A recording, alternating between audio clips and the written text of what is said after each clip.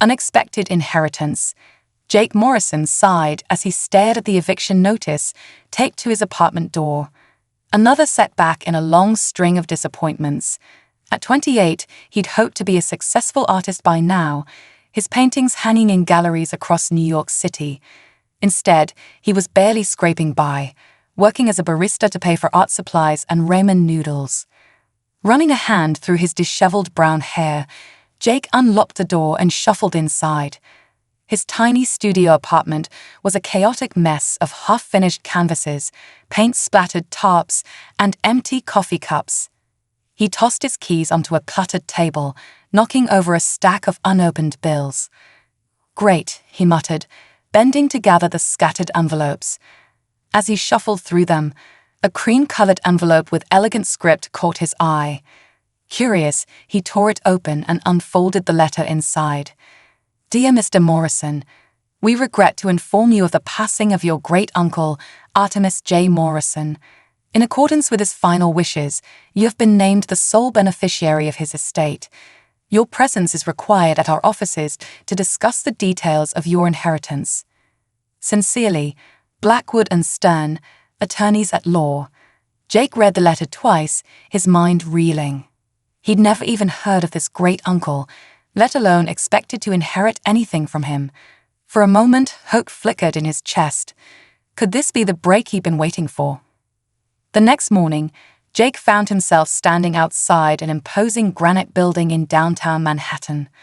Blackwood and Stern occupied the entire top floor, their name etched in gold on the frosted glass doors. Taking a deep breath, he stepped inside. A receptionist with a severe bun and sharply arched eyebrows looked up as he approached. "May I help you?" "I'm Jake Morrison. I have an appointment about an inheritance." Her eyes widened almost imperceptibly. "Of course, Mr. Morrison. Please follow me." Jake was led down a hushed hallway lined with oil paintings and antique furniture. They stopped before an intricately carved wooden door. The receptionist knocked twice before opening it. "Mr. Morrison to see you, sir." An elderly man with a shock of white hair rose from behind a massive desk. "Ah, young Mr. Morrison, please come in." As Jake entered, he couldn't shake the feeling that something was off. The office seemed to shimmer at the edges, like a mirage in the desert. He blinked, and everything snapped back into focus. "I'm Theodore Blackwood," the old man said, extending a hand. His grip was surprisingly strong. "Please have a seat. We have much to discuss." Jake sank into a plush leather chair, his palms sweating. "I have to admit, I'm a little confused. I didn't even know I had a great-uncle Artemis." Blackwood's bushy eyebrows rose. "No, well, that's not entirely surprising. Artemis was something of a recluse in his later years, but he kept tabs on the family, especially you." "Me? Why?" The lawyer leaned back, steepling his fingers. "Artemis saw something of himself in you, Jake. A kindred spirit, if you will. That's why he chose you as his heir." Jake's heart raced. "So what exactly am I inheriting? Money? Property?" Blackwood chuckled. "Oh, my boy, you're inheriting far more than that. You're inheriting a legacy." With a flourish, he produced a small, metallic cube from his desk drawer. It gleamed under the office lights, covered in intricate swirling patterns. "This is the key to your inheritance, Jake. Once activated, it will transport you to the Morrison estate." Jake stared at the cube, then back at Blackwood. "Transport? What are you talking about?" The lawyer's eyes twinkled. "Tell me, Jake, do you believe in life beyond Earth?" A chill ran down Jake's spine. "You can't be serious." "Oh, but I am. Your great-uncle Artemis was more than just a recluse. He was a pioneer in interstellar relations and trade. And now you're about to step into his shoes." Jake jumped to his feet. "This is insane. Is this some kind of joke?" Blackwood remained calm. "I assure you, it's not. I know this is a lot to take in, but I need you to listen carefully. By accepting this inheritance, you're not just gaining wealth beyond your wildest dreams. You're also taking on a great responsibility. He pushed the cube across the desk. This will take you to Zephyria, where the bulk of your uncle's operations are based. There, you'll meet your new wife. Jake's jaw dropped. My what? Part of your inheritance includes an arranged marriage to a Zephyrian noble. It's a political union designed to strengthen the ties between our worlds. Jake collapsed back into the chair, his mind spinning. This couldn't be real. And yet, as he looked at the strange cube, a part of him thrilled at the possibility. A chance to escape his humdrum life, to see the stars, to make a difference on a cosmic scale. Blackwood leaned forward, his voice gentle. I know this is overwhelming, Jake, but your uncle believed in you. He saw your potential, even if you don't see it yourself. This is your chance to become something greater. Jake took a shaky breath, his eyes fixed on the cube. Everything he knew, everything he'd ever dreamed of, was about to change. With trembling fingers, he reached out and grasped the cool metal. What do I need to do? Blackwood smiled. Just say yes, my boy. Say yes, and embrace your destiny. Jake closed his eyes, feeling the weight of the universe pressing down on him. In that moment, he saw two paths stretching before him.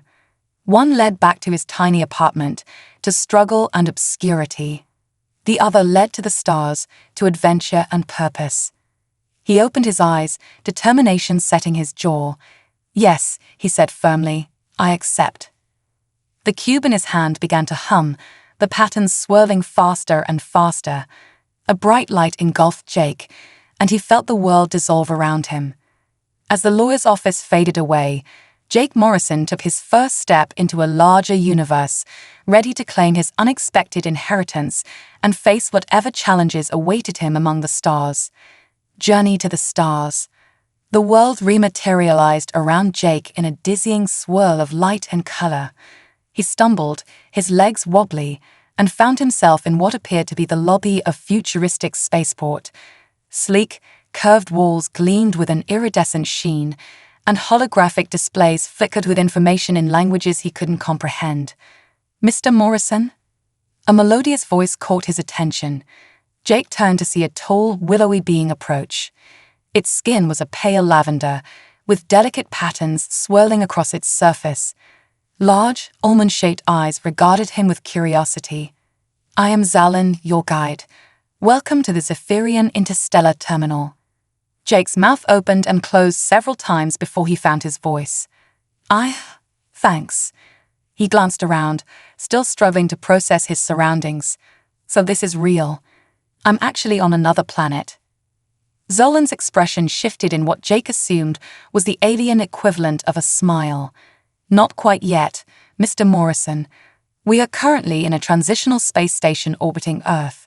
Your journey to Zephyria begins shortly. As if on cue, a low rumble filled the air, and Jake felt a slight shift in gravity. Through a massive view screen behind Zalin, he watched in awe as the blue marble of Earth slowly receded. This is insane, Jake muttered, running a hand through his hair. Yesterday I was worried about making rent, and now I'm leaving Earth. Zalin placed a comforting hand on Jake's shoulder. I understand this is overwhelming. Perhaps some information will help ground you. Shall we proceed to your quarters? We have much to discuss during our journey. Jake nodded numbly, following Zalin through corridors that seemed to shift and adapt as they walked. They entered a room that put any five-star hotel suite to shame. One wall was entirely transparent, offering a breathtaking view of the star-studded cosmos. Please, make yourself comfortable, Zalin said, gesturing to a set of contoured chairs that looked more like living organisms than furniture. Would you like a refreshment? Our synthesizers can recreate any Earth beverage. Coffee, black, Jake said, sinking into one of the chairs. To his surprise, it molded perfectly to his body, providing unparalleled comfort. A small panel in the wall slid open, and a steaming mug of coffee floated towards him on what seemed to be a cushion of air. Jake took it gratefully, the familiar aroma helping to calm his frayed nerves. Now then, Zalin began, settling into a chair opposite Jake. I'm sure you have many questions. Where shall we begin? Jake took a deep breath. Okay, let's start with the basics. Who exactly was my great-uncle, and how did he end up here? He gestured vaguely at their surroundings. Zalin's eyes sparkled with what Jake interpreted as admiration. Ah, Artemis Morrison, a true visionary. He was among the first humans to make contact with Zephyrian explorers nearly 5 decades ago. While most of your world's governments reacted with fear and suspicion, Artemis saw an opportunity for cooperation and growth. As Zalin spoke, holographic images appeared in the air between them, showing a younger version of the man Jake had seen in the lawyer's office photo. The images depicted Artemis shaking hands, or appendages, with various alien beings standing before strange landscapes and addressing what appeared to be interstellar councils. Your uncle became a bridge between our worlds, Zalin continued.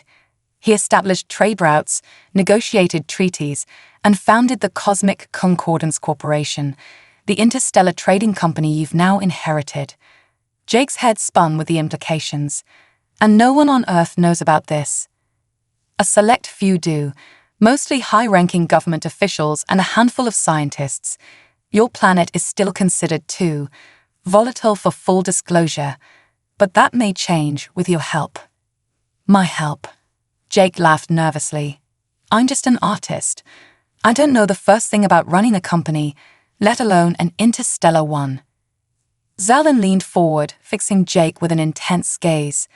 Your uncle didn't choose you for your business acumen, Mr. Morrison. He chose you for your creativity, your ability to see the world, the universe, differently.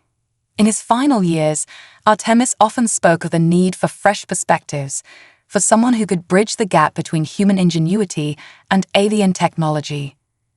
Jake stood, pacing before the cosmic vista. And the arranged marriage? How does that fit into all this? Ah, yes, your betrothed is Zyra Voss, daughter of one of Zephyria's most influential noble houses. The union was proposed as a way to strengthen ties between our peoples and secure the future of the Cosmic Concordance.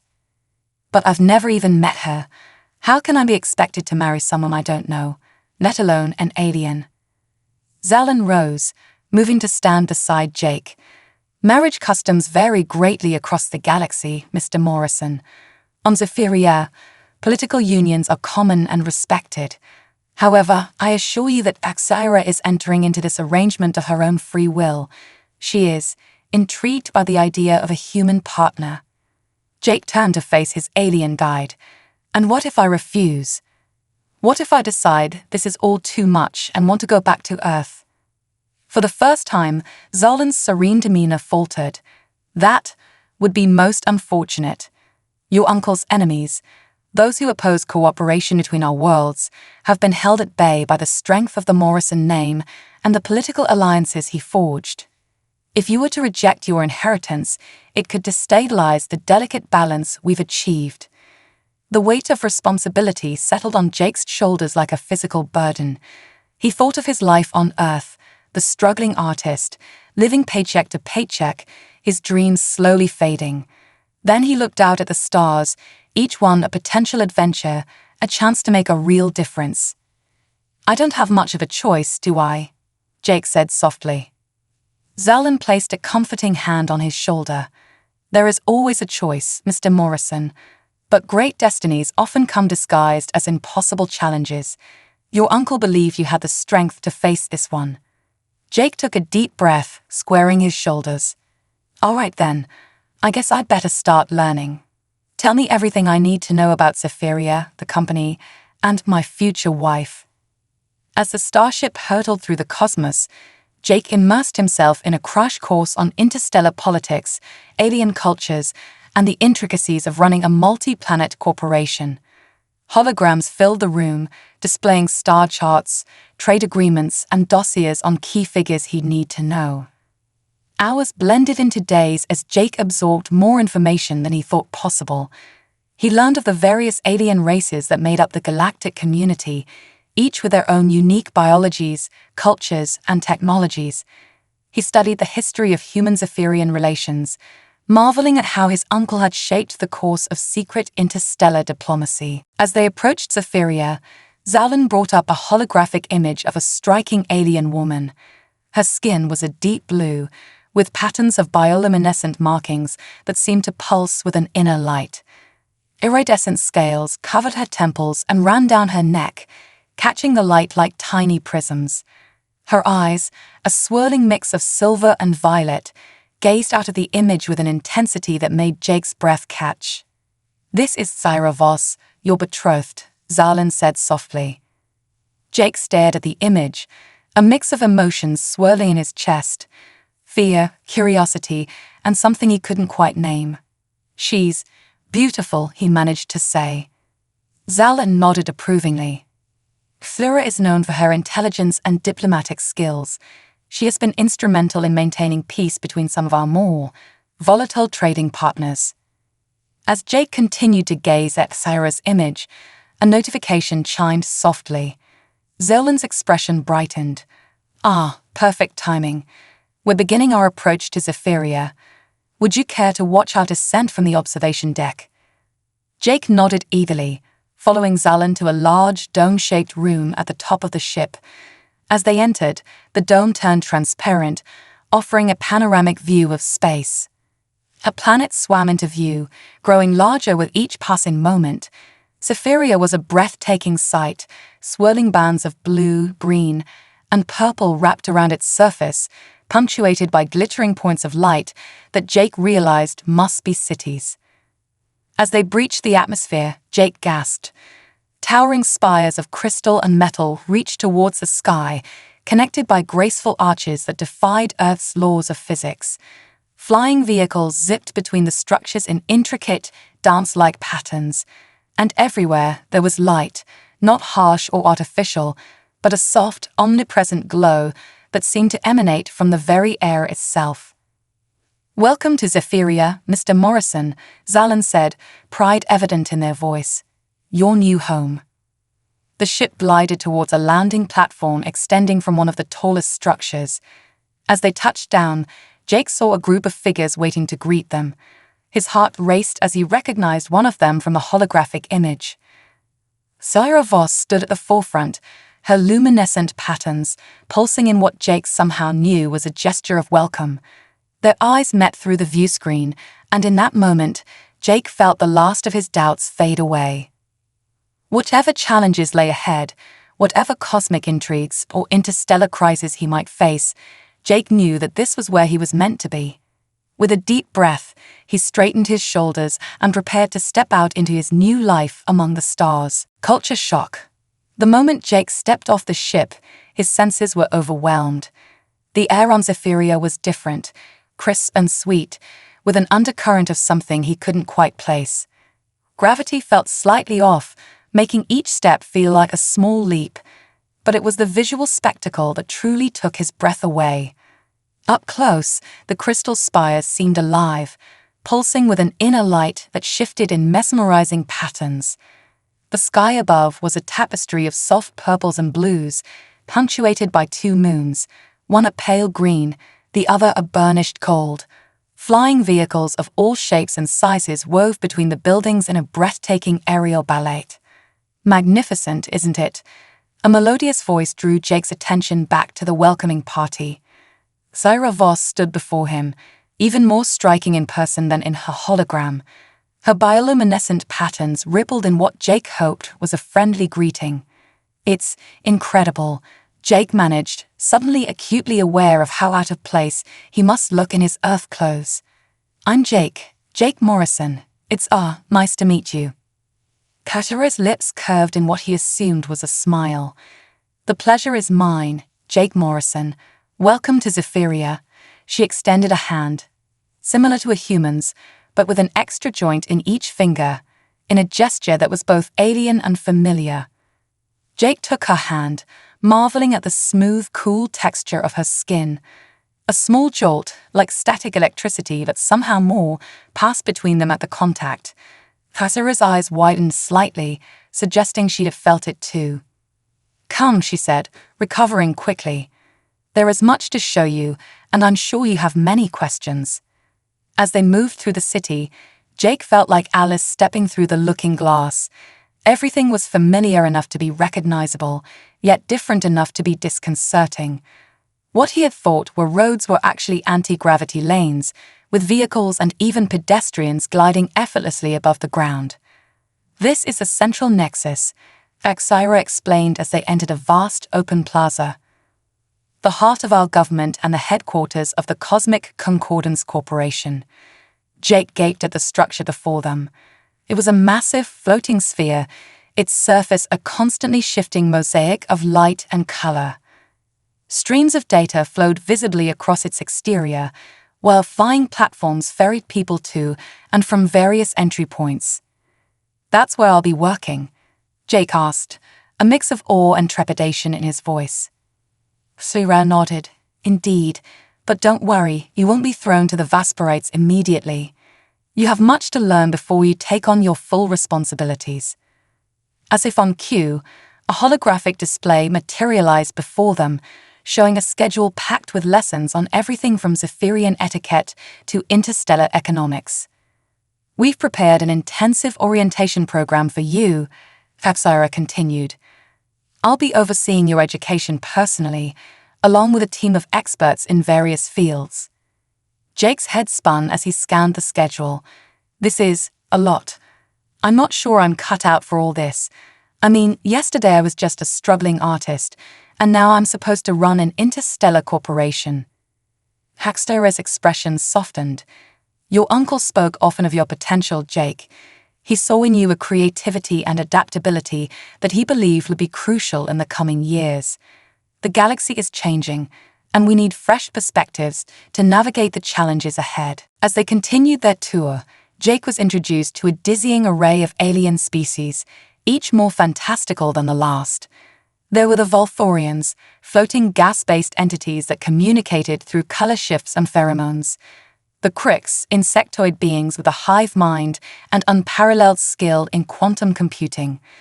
And the Navarans, shapeshifters, who served as the galaxy's premier diplomats and negotiators. By the time they reached Jake's new living quarters, a spacious apartment with views that would make New York penthouses weep with envy, his mind was reeling from information overload. "I know this is overwhelming," HFY said, her tone gentle. "But remember, you're not alone in this. I and the entire Cosmic Concordance team are here to support you." Jake collapsed onto a chair that molded perfectly to his body. "Thanks. I appreciate that. It's just, how am I supposed to fit in here? I feel like a caveman who's been dropped into the middle of Silicon Valley." HFY tilted her head, her bioluminescent patterns shifting in what Jake was beginning to recognize as amusement. An apt analogy. But consider this, your caveman perspective might be exactly what we need. Fresh eyes can often see solutions that others miss. She gestured, and a holographic image of Earth appeared between them. "Your planet is unique in the galaxy, Jake. The diversity of your cultures, the speed of your technological advancement, your ability to adapt to rapidly changing circumstances, these are rare and valuable traits. It's why your uncle worked so hard to forge this alliance." Jake leaned forward, studying the image of his home world. It looked so small and fragile from this perspective. So no pressure or anything, right? Just the fate of interstellar relations resting on my shoulders. HFY laughed, a sound like chiming crystals. "Perhaps we should start with something simpler. Would you like to see your new studio?" Jake's eyes lit up. "Studio? You mean I can still paint?" "Of course. Artemis was insistent that you have space to continue your art. He believed it was integral to who you are." She led him to another room, and Jake gasped. It was a painter's dream, spacious, with perfect lighting and views of the alien cityscape. Easels of various sizes stood ready, and there was an array of paints and tools, some familiar, others utterly alien. "I took the liberty of having some Earth supplies imported," HFY said, "but I thought you might also like to experiment with Zephyrian artistic methods." Jake picked up what looked like a cross between a paintbrush and a living organism. It pulsed slightly in his hand, almost eagerly. "This is, thank you, really." Solaris Patterns glowed warmly. "Art is a universal language, Jake. Perhaps it can be a bridge between our worlds." As Jake surveyed the studio, ideas already forming in his mind, a chime sounded.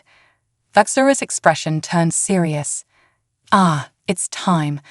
The Galactic Council is assembled and waiting to meet you." Jake's newfound enthusiasm faltered. "The Galactic Council. Now. But I'm not prepared. I don't know what to say or how to act or—" the reassuring hand on his arm. "Just be yourself, Jake. That's why you're here. Ready?" Jake took a deep breath, looking around at the alien world he now called home. He thought of Earth, of his uncle's legacy, of the challenges and wonders that lay ahead. Squaring his shoulders, he nodded. "As I'll ever be, let's do this." Together, they stepped onto a hovering platform that whisked them towards the central nexus. As they approached the massive floating sphere, its surface rippled and parted, revealing a cavernous chamber within. Jake's heart raced as they entered. The room was filled with beings of all shapes, sizes, and compositions. Some were vaguely humanoid, others defied description. All eyes, or sensory organs, turned to him as he and Tyra glided to the center of the chamber. A booming voice, seemingly coming from everywhere at once, announced, "Presenting Jake Morrison of Earth, heir to Artemis Morrison and new CEO of the Cosmic Concordance Corporation." In that moment, facing the assembled representatives of 1,000 worlds, Jake realized that his life would never be the same. Whatever challenges lay ahead, whatever cosmic intrigues or interstellar crises he might face, this was his new reality. With a mixture of terror and exhilaration, Jake stepped forward to address the Galactic Council, ready to begin his journey as a bridge between Earth and the stars. Corporate intrigue. Weeks blurred into months as Jake immersed himself in his new life on Zephyria. His days were filled with intensive lessons on interstellar politics, alien cultures, and the intricacies of running the Cosmic Concordance Corporation. Nights were spent in his studio, where he poured his experiences onto canvas, creating vivid, otherworldly pieces that merged human perspective with alien landscapes. As Jake grew more comfortable in his role, he began to notice subtle undercurrents of tension in the company. Whispered conversations that stopped when he entered a room, sideways glances from alien colleagues, and an overall sense of unease permeated the central nexus. One evening, as Jake was reviewing trade agreements in his office, a room with walls that doubled as interactive displays, Kazura entered, her bioluminescent patterns pulsing with what he now recognized as concern. "Jake, we need to talk," she said, her voice low. "Somewhere private." Intrigued and slightly worried, Jake followed her to a secluded garden terrace high above the city. Bioluminescent plants cast a soft, ethereal glow over the area, and a force field kept the winter chill at bay. "What's going on, Zaira?" Jake asked once they were alone. Zaira's patterns flickered anxiously. "I've uncovered some discrepancies in our financial records. Shipments going missing, funds being redirected to shell companies. I think someone is sabotaging the Cosmic Concordance from within." Jake's mind raced. "Do you have any idea who's behind it?" "Not yet, but I have my suspicions. There's a faction within the Galactic Council that's always been opposed to closed relations with Earth. They see humans as too unpredictable, too dangerous to be fully integrated into galactic society. And they go as far as sabotaging the company to prove their point," Jake asked, incredulous. Kaxira nodded grimly. "The Cosmic Concordance isn't just a corporation, Jake. It's the linchpin of human-alien relations. If it fails, it could set back interstellar cooperation by decades." Jake ran a hand through his hair, a habit he'd retained from his Earth days. "Okay, so what do we do? Go to the authorities?" "It's not that simple. We don't know how high this conspiracy goes. If we make accusations without concrete proof, it could backfire spectacularly." Jake paced the terrace, his mind working overtime. Then an idea struck him. "Wait a second. Remember that Crick's algorithm I've been studying? The one used for pattern recognition in quantum fluctuations? Caxeter's eyes widened. You think we could adapt it to analyze our financial records? Exactly. If there's a pattern to these discrepancies, the algorithm should be able to find it. And since it's not typically used for financial analysis, whoever's behind this won't be expecting it. A slow smile spread across Thyra's face, her patterns glowing with admiration. This is why your uncle chose you, Jake. You see connections others miss. Over the next few weeks, Jake and Thyra worked tirelessly, adapting the Crick's algorithm to sift through years of financial data. They worked in secret, trusting only a small team of loyal employees. Jake's artistic skills came in handy as he designed visual representations of the data, allowing them to see patterns that might have been missed in raw numbers. Late one night, as they pored over holographic displays in Jake's office, the algorithm flagged a series of transactions. Jake leaned in, his eyes widening as he traced the flow of funds. Caxera, look at this. These shell companies, they all lead back to a holding corporation on Navarra. Caxera's patterns pulsed with shock. Navarra? But that's... Oh no. What? What is it? The Navarran High Commissioner, Zexley Vaughn, he's been one of the loudest voices against human integration in the Galactic Council, and he's also the head of the Oversight Committee for the Cosmic Concordance. Jake finished, the pieces falling into place. They looked at each other, the weight of their discovery settling over them. If a high-ranking Galactic Council member was indeed behind the sabotage, the implications were staggering. We need proof, Jake said, determination setting in. Concrete, irrefutable evidence that even the Council can't ignore. Caxera nodded. I have an idea, but it's risky. The Navarrans are hosting a gala next week to celebrate the anniversary of their joining the Galactic Alliance. All the major players will be there, including Vaughn. Jake caught on quickly. And if we can access his personal comm device, we might be able to find the smoking gun we need. The plan they concocted was daring, bordering on reckless.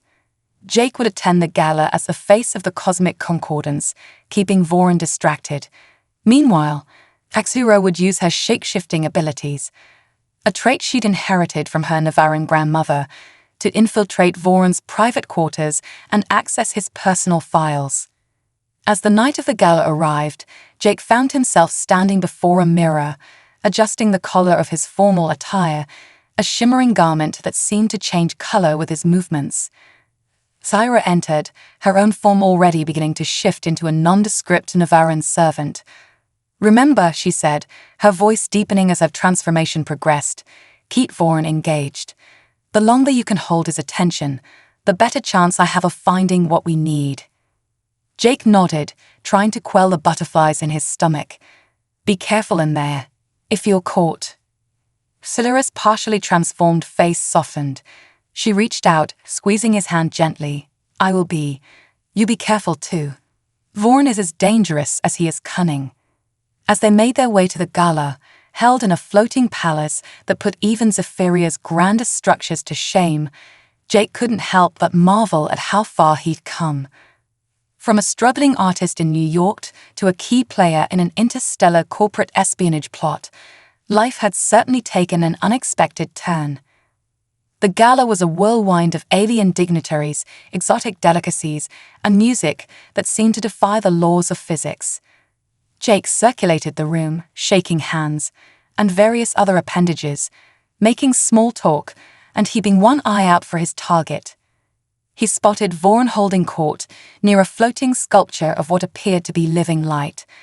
The Navarran High Commissioner was an imposing figure, his shape-shifting form currently mimicking a tall, regal humanoid with swirling patterns across his skin. Taking a deep breath, Jake approached. High Commissioner Vaughn, it's an honor to finally meet you in person. Vaughn turned, his eyes narrowing slightly as he recognized Jake. Ah, young Morrison. I must admit, I was surprised when I heard of your appointment. How are you finding your new role? Jake plastered on his most charming smile.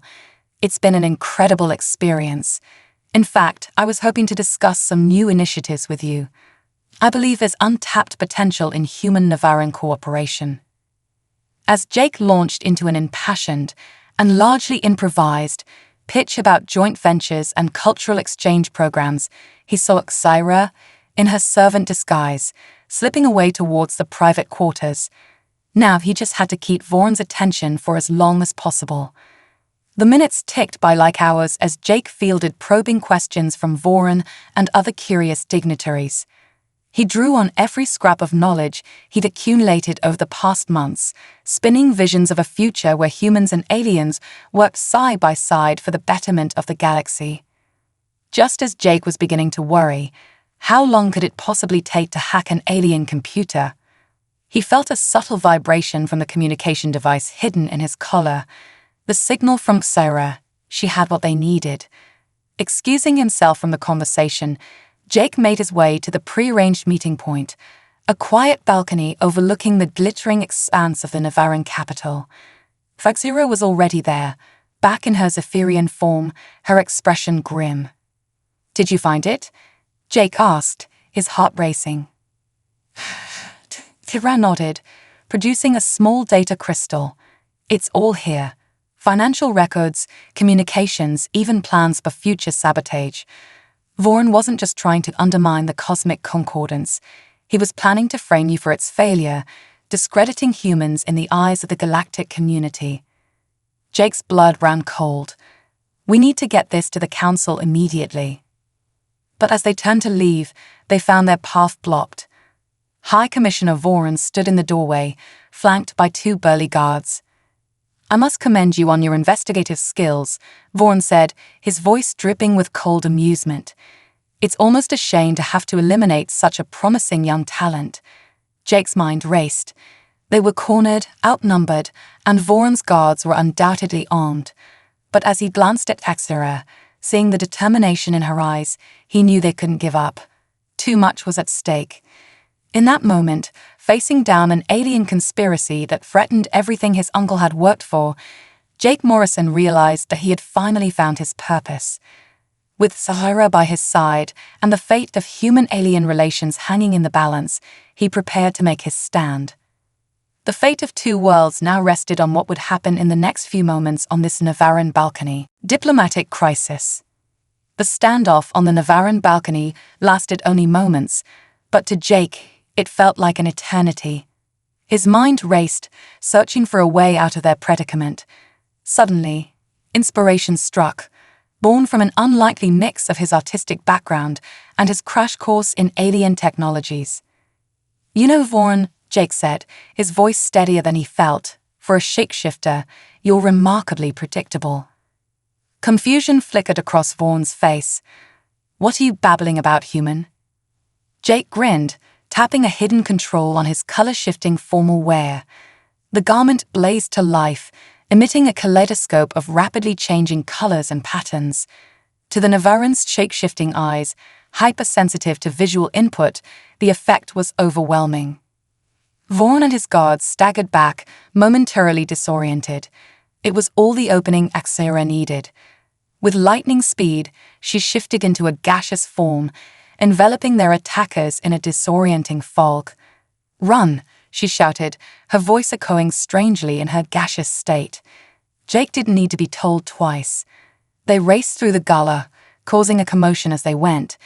Alien dignitaries of all species turned to stare at the strange spectacle, a human in blindingly bright clothing, followed by a sentient fog. They barely made it to their ship, launching into the Navaran night sky with Voron's security forces in hot pursuit. As they broke atmosphere, Jake let out a breathless laugh. "I can't believe that worked," he panted. Xyra, back in her Zephyrian form, smiled. "Quick thinking with the outfit. I'm impressed."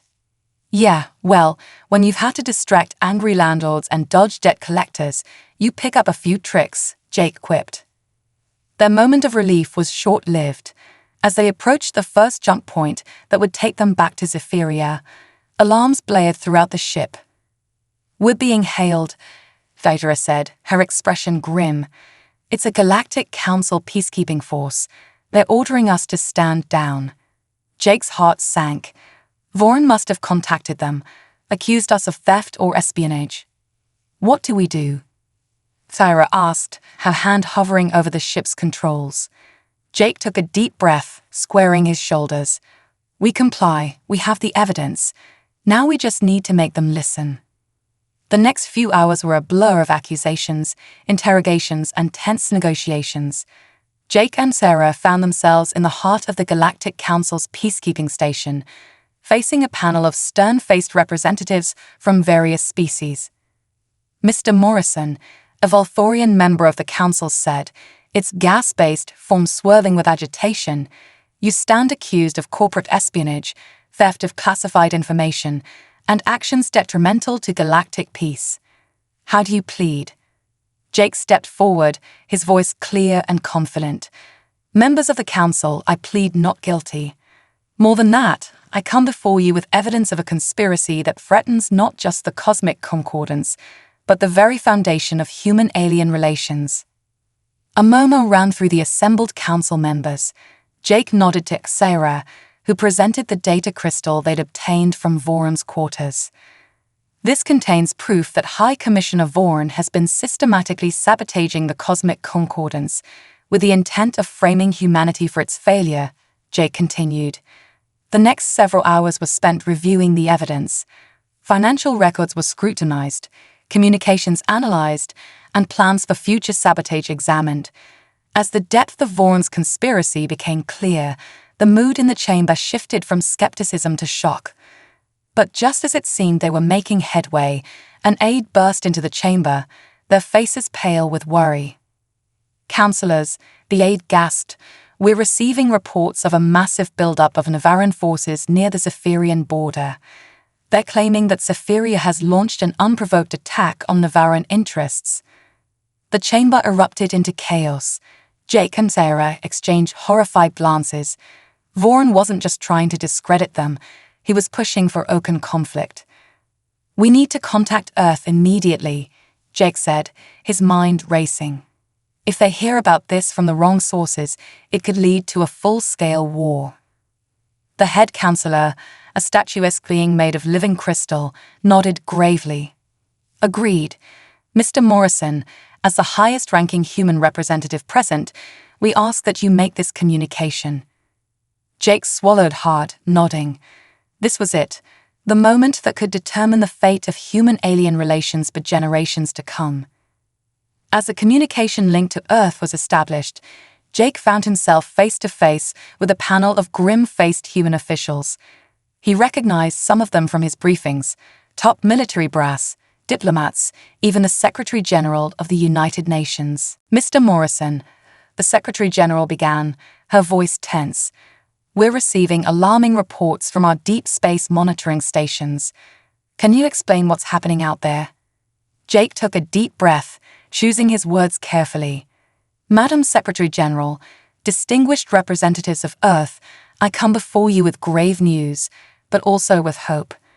We have uncovered a conspiracy aimed at sabotaging human-alien relations. For the next hour, Jake laid out everything they had discovered, Voron's plot, the evidence they had gathered, and the current crisis unfolding on the Zephyrian border. He watched the human officials' expressions shift from skepticism to shock to determination. If we act now, Jake concluded, we can prevent a war and strengthen our position in the galactic community, but we need to present a united front. Humanity needs to show that we're ready to be full partners in interstellar affairs. There was a long moment of silence as the Earth officials conferred among themselves. Finally, the Secretary General spoke. Mr. Morrison, in light of this evidence and the current crisis, we are granting you provisional authority to act on behalf of Earth's interests in this matter. What do you propose? Jake felt the weight of two worlds on his shoulders, but he also felt a surge of determination. This was why his uncle had chosen him, not for his business acumen, but for his ability to bridge worlds. We need to call an emergency session of the full Galactic Council, Jake said. Earth, Zephyria, Navara, everyone needs to be there. We'll present our evidence, expose Voron's plot, and show that humanity and Zephyria stand united. The next few hours were a whirlwind of activity. As Jake and Sarah worked to coordinate the emergency session, reports continued to come in of rising tensions near the Zephyrian border. Warships were mobilizing, planetary defense systems were going on high alert, and panic was spreading through the galactic community. Finally, the council chamber was full. Representatives from hundreds of worlds attended in person or via hologram. The tension in the room was palpable. As Jake stepped up to address the assembly, he caught Axura's eye. She gave him a small nod, her bioluminescent patterns pulsing with encouragement. Taking a deep breath, Jake began to speak. Esteemed members of the Galactic Council, representatives of Earth, Zephyria, Navara, and all worlds present, we stand at a crossroads. The choices we make here today will shape the future of our galactic community.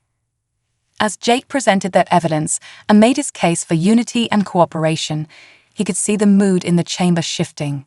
Shock gave way to anger, then to determination. When he finished, there was a moment of profound silence. Then, one by one, representatives began to voice their support. Earth and Zephyria jointly called for Vaughn's arrest and an immediate de-escalation of military forces. Other worlds joined in, pledging to uphold the principles of galactic cooperation. In the face of overwhelming evidence and united opposition, Vaughn's supporters quickly crumbled. The Navaran delegation, looking shell-shocked, agreed to stand down their forces and submit to a full investigation. As the crisis subsided and the council chamber began to clear, Jake felt a wave of exhaustion wash over him. He had done it. He had prevented a war and safeguarded the future of human-alien relations.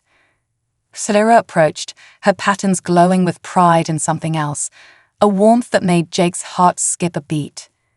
"You did it, Jake," she said softly. "You've changed the course of galactic history." Jake shook his head, smiling. "We did it. I couldn't have done any of this without you." As they stood there, in the heart of the Galactic Council chamber, Jake realized how far he had come from that struggling artist in New York. He had found his place in the universe, and it was grander and more exciting than he could have ever imagined. But as the adrenaline of the crisis faded, Jake knew that their work was far from over. They had averted war, but now came the harder task, building a lasting peace and ensuring that humanity took its place as a full partner in the galactic community. With Axura by his side and the support of both Earth and Zephyria behind him, Jake Morrison prepared to face the challenges ahead, ready to paint a new future among the stars, a new era. In the months following the averted crisis, Jake found himself at the center of a whirlwind of activity. The exposure of Vaughn's conspiracy had sent shockwaves through the galactic community, leading to a series of reforms and initiatives aimed at strengthening interspecies cooperation. The Cosmic Concordance Corporation, under Jake and Axura's joint leadership, became the flagship for this new era of collaboration. They worked tirelessly to implement new technologies, foster cultural exchange programs, and create opportunities for humans and aliens to work side by side. One crisp Zephyrian morning, Jake stood on the balcony of his office in the central nexus, gazing out at the glittering spires of the city. The view still took his breath away, but now it felt like home. Sarah joined him, her bioluminescent patterns pulsing with a warmth that Jake had come to cherish. "Thinking deep thoughts?" she asked, a hint of amusement in her voice. Jake smiled, turning to face her. "Just reflecting on how much has changed. A year ago, I was a starving artist in New York. Now I'm helping shape the future of interstellar relations. It's a lot to take in." Axura nodded, her silver eyes studying him intently. "You've risen to the challenge admirably, Jake. Your uncle would be proud." A comfortable silence fell between them as they looked out over the city. In the distance, a new structure was taking shape, the Earth Embassy, a testament to humanity's growing role in galactic affairs.